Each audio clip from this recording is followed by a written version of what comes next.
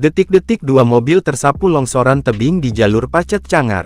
Video berdurasi 17 detik menayangkan mobil pickup warna putih dan satu mobil lainnya tersapu longsoran tebing saat melintas di jalur perbatasan Cangar Kota Batu Pacet Mojokerto, Kamis tanggal 3 April tahun 2025.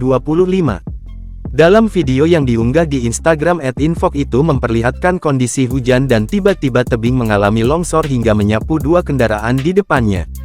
Belum diketahui ada berapa korban dalam kejadian tersebut, namun menurut Pit Kalaksa BPBD Kota Batu, Arif Purwanto saat ini masih dalam proses evakuasi.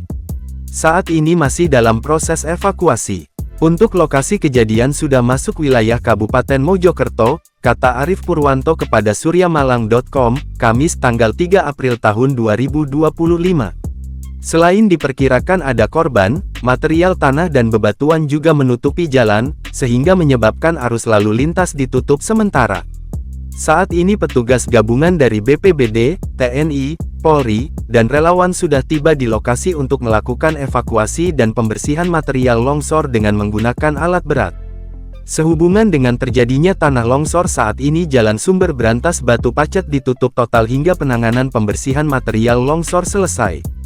Tetap berhati-hati dan selalu waspada saat melewati kawasan rawan tanah longsor dan pohon tumbang, pungkasnya.